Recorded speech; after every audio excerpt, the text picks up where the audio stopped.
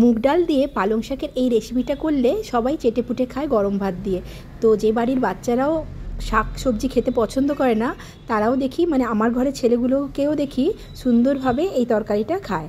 তো কিভাবে রান্না করি আপনাদের সাথে আজ এটা শেয়ার করছি।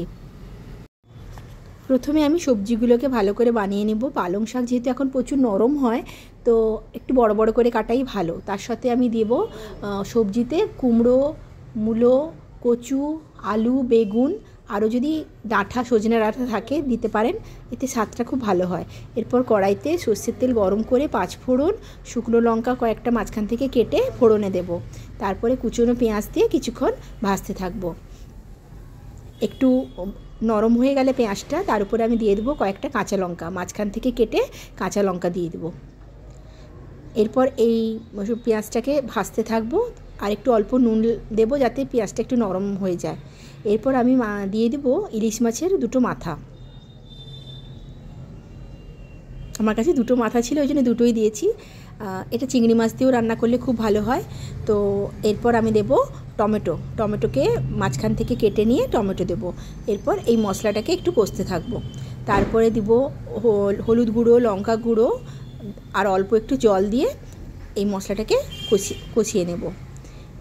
মশলাটা পেঁয়াজটা ভাজা ভাজা হয়ে গেলে এতে আমি সবজিগুলো যে কেটে রেখেছিলাম ওই মশলার উপরে দিয়ে দেবো। খুবই সহজে রান্না হয়, বিশেষ করে মশলা লাগে না, আর খুব তাড়াতাড়ি রান্না হয়ে যায়, আর বেশি কিছু মানে এর জন্য করতে হয় না। আর আমি এর উপরে দিয়ে দেবো, মানে এই সবজিগুলো একটু ভাজা ভাজা হয়ে গেলে 1 মুঠো মুগের ডাল দিয়ে দেবো। বেশি দেওয়ার দরকারে 1 মুঠো মতো দিলেই হবে। তো মুগের ডালটা হালকা একটা কড়াইতে করে একটু ভেজে নিয়েছিলাম যাতে গন্ধটা একটু ভালো আসে। এরপর এই মুগের ডাল নিয়ে সবজিগুলোর সঙ্গে কষতে থাকবো।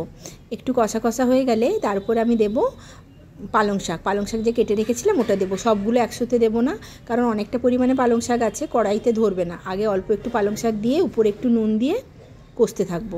এই পালং শাকটা একটু নরম হয়ে এলে বাকি পালং শাকগুলো আমি এর উপরে দিয়ে দেবো।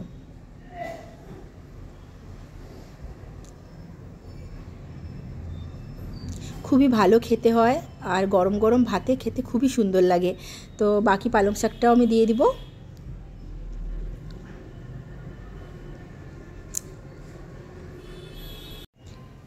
আর নিরামিষে রান্না করলে মাছের মাথার দেওয়ার দরকার নেই, মানে পেঁয়াজও দেওয়ার দরকার নেই। একটু আদা বাটা দিয়ে এই তরকারিটা রান্না করলেও খুব সুন্দর হয় খেতে। তাতে একটু বড়ি দিতে হয়। তো আমার যেহেতু আজকে নিরামিষ নয়, মাছ দিয়েই করবো, ওই কারণে পেঁয়াজ কুচিও দিয়েছি আর মাছও দিয়েছি। তো বাকি পালং শাকটা দিয়ে একটু নেড়ে চেড়ে নেব। নুন আমার দেওয়া আছে।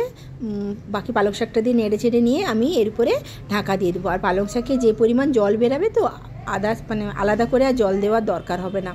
মোটামুটি সব সবজি আর মশলাটা পালং শাকের সঙ্গে মিশে গেলে একটা ঢাকা দিয়ে দেবো। আর এই ঢাকাটা, এই যে এতটা জল বেরিয়েছে, এই জলেই সবজিগুলো সেদ্ধ হয়ে যাবে। আর সবজিগুলো তো ছোটো ছোটো করে কাটা আছে, এই জন্য সেদ্ধ করার জন্য কোনো আলাদা করে জল দিতে হবে না। আর এই তরকারিটা একদমই শুকনো হবে না, একটু জল থাকবে।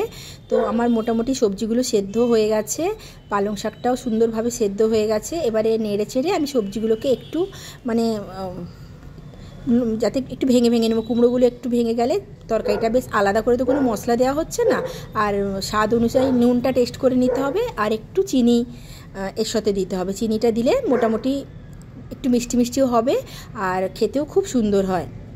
আমার কমপ্লিট হয়ে গেছে। মুগের ডালগুলো হালকা সেদ্ধ হয়ে এসেছে। এই রকম মুগের ডালটা থাকবে, তাতে খেতে খুব ভালো লাগে, মানে আমাদের তো খুবই ভালো লাগে খেতে। এই হয়ে গেছে একদম কমপ্লিট আমার তরকারি। গরম গরম ভাত আর এই গরম গরম তরকারি খেতে দারুণ লাগে। আমার ছেলেরা তো খুব ভালোভাবে এই তরকারিটা খায়, এই কারণে আমি এইভাবেই করি তরকারিটা। তো আমার ভাত নিয়ে নিয়েছি আর ঘন্ট নিয়ে নিয়েছি, আর করেছিলাম মাছের ঝাল আর ইলিশ মাছের টক। তো এটা দিয়েই আজকে আমাদের দুপুরের খাওয়া হবে। তো একবার সবাই ট্রাই করে দেখবেন এই তরকারিটা কেমন লাগে খেতে।